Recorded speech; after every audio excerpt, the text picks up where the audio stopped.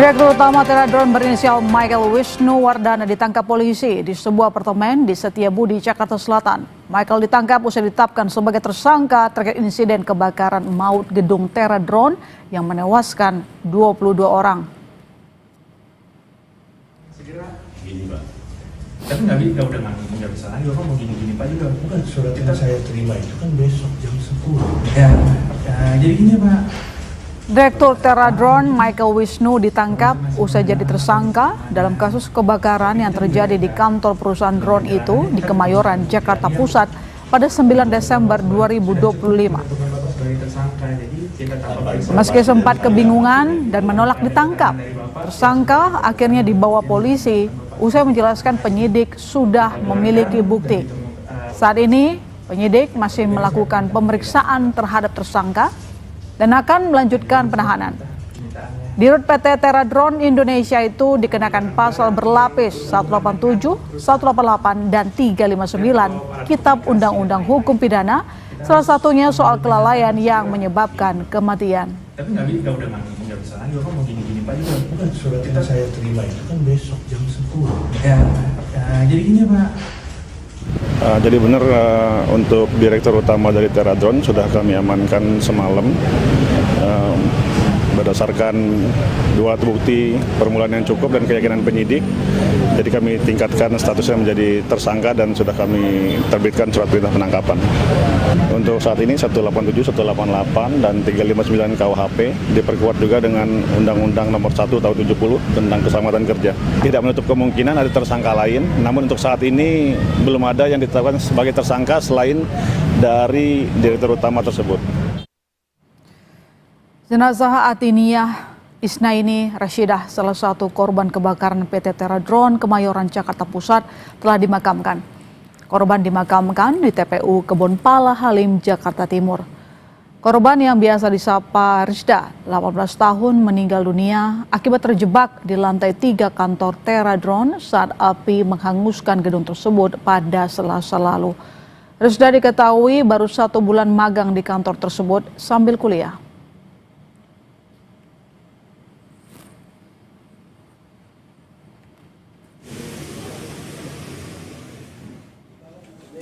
Ini kok sampai jam kemarin itu sampai jam 8, sampai jam 9 kok tidak ada. Yeah. Saya telepon ke perusahaan juga, kayaknya nomornya sudah nggak bisa kok ya. Akhirnya saya buka kompas.com di Google itu. Loh, kok ada berita seperti ini? Ya Allah, ya Allah, ya Allah. Mudah-mudahan anak saya selamat. Akhirnya saya berangkat ke sana jam 9 malam. Jadi informasikan oleh mereka bahwa anak saya sudah ada di rumah sakit Polri. Peristiwa mencekam kebakaran gedung di Kemayoran, Jakarta Pusat yang menyebabkan 22 orang meninggal Selasa lalu menyeret Direktur Utama PT Teradron Indonesia, Michael Wisnuwardana, menjadi tersangka. Polisi mengenakan pasal kelalaian yang mengakibatkan kematian. Polisi juga masih mendalami bukti dan saksi lantaran pemilik gedung dan pemilik usaha merupakan 2 orang yang berbeda. Pemilik gedung dan pemilik usaha adalah 2 orang yang berbeda. Nah, kami akan mendalami informasi dari lingkungan sudah berapa lama beroperasi, informasi dari perusahaan untuk berapa lama beroperasi, tentunya ini menjadi bagian. Dan hari ini kami juga akan memeriksa pihak dari manajemen apakah sudah diperhitungkan terkait dengan resiko dari usaha ini. Selain kepolisian, Mendagri juga menurunkan tim untuk mengecek keamanan gedung untuk melakukan audit dan menelusuri apakah seluruh prosedur dan syarat pembangunan hingga penerbitan sertifikat layak fungsi telah dipenuhi.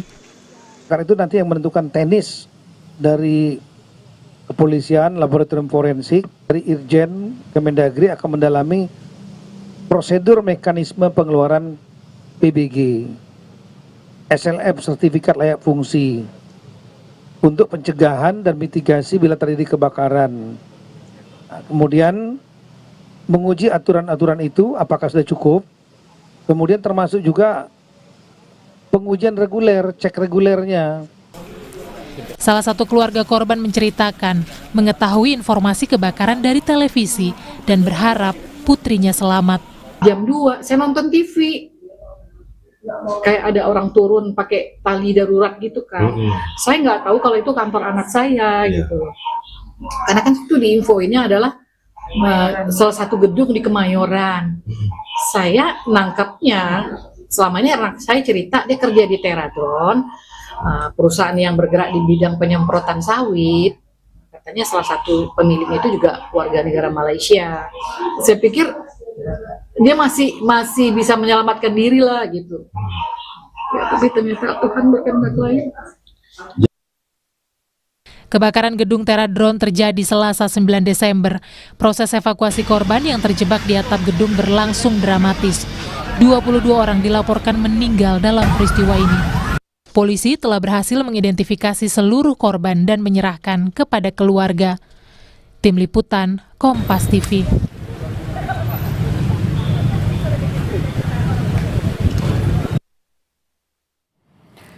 Polisi menetapkan satu tersangka buntut kebakaran gedung Teradron yang menyebabkan 22 orang meninggal di Kemayoran. Selengkapnya kita bahas bersama Kasat Reskrim Polres Metro Jakarta Pusat, AKBP Robi Heri Saputra. Selamat petang, Pak Robi. Selamat petang, Mbak. Ya, Pak Robi, bukti apa saja yang menjadi dasar penetapan Dirut Teradron menjadi tersangka?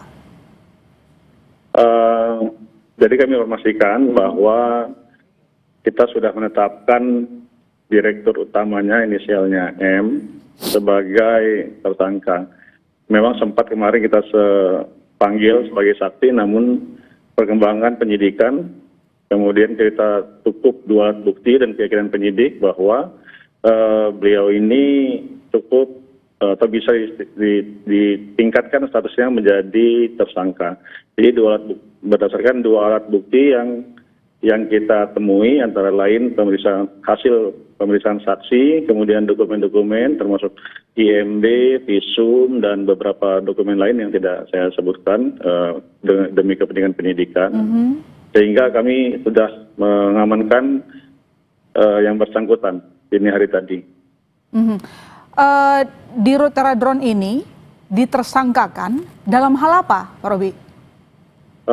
Jadi kami kenakan pasal 187, 188, dan 359 KUHP yang dengan sengaja atau karena lalainya mengakibatkan kebakaran dan mengakibatkan korban meninggal dunia.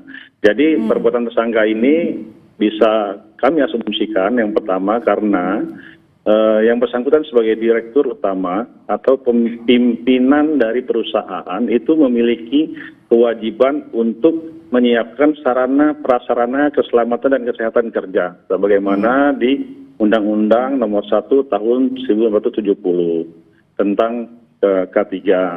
Kemudian juga dengan sengaja atau karena lalainya tidak mematuhi izin bangunan yang seharusnya digunakan untuk kantor, namun juga digunakan untuk penyimpanan atau gudang barang-barang yang memiliki kandungan risiko kerawanan tinggi.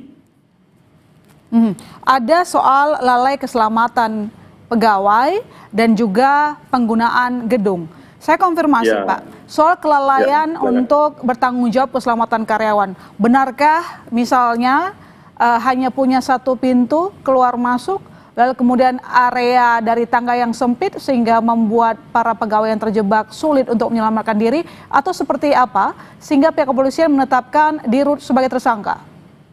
Ya, itu adalah fakta yang kita temukan di TKP bahwa memang gedung tersebut ada 6 lantai, 7 kalau kita menghitung dengan rooftopnya, itu hanya ada satu pintu masuk di bawah. Ya, jadi kemudian tangga dari lantai 1 sampai dengan lantai 6, lantai 7 dengan rooftopnya, itu ada tangga yang besarnya ya kurang lebih 1,5 meter ya. Ada juga satu lift, namun tidak ada jalan evakuasi. Nah, jadi itu kami anggap cukup untuk melanggar tadi yang saya sampaikan, Undang-Undang Keselamatan Kerja tadi ya, Keselamatan dan Kesehatan Kerja. Karena sebagai pimpinan harusnya yang bersangkutan mengetahui kondisi yang membahayakan para karyawan dalam perusahaan tersebut. juga dia harus menyiapkan ada pelatihan evakuasi, SOP penanganan baterai yang tidak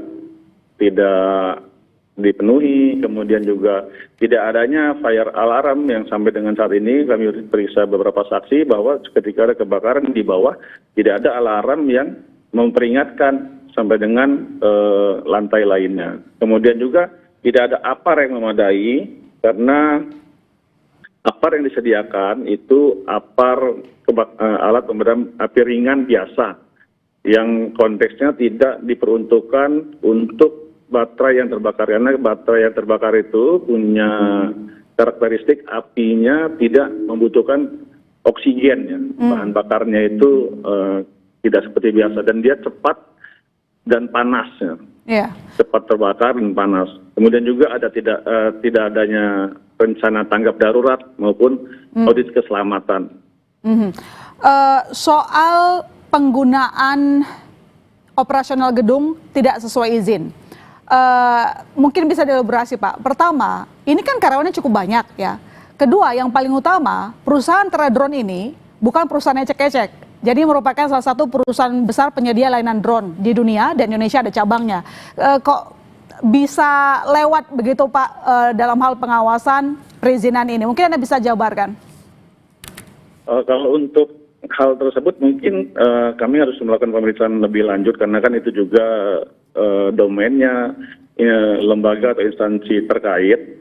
Juga ada juga kewenangan dari yang tadi Mbak sampaikan, Teradrone juga semestinya melakukan audit atau pemeriksaan bagaimana lingkungan apa kalau kita bilang cabangnya ya yang ada di Indonesia ini tidak safety ya. Itu tapi kami belum sampai dengan pada kesimpulan karena pemeriksaan juga belum kami lakukan kepada yang bersangkutan.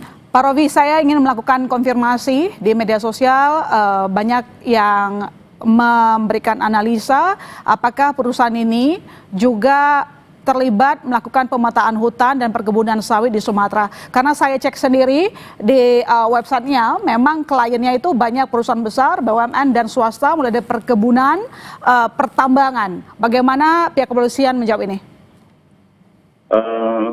Untuk informasi yang beredar kami tampung, namun sampai dengan saat ini kami belum menemukan korelasinya antara kebakaran ini dengan informasi yang beredar di sosial media ya. Karena kan memang di sosial media setiap orang berhak menyampaikan analisa-analisanya walaupun tanpa didasari ilmu yang pasti.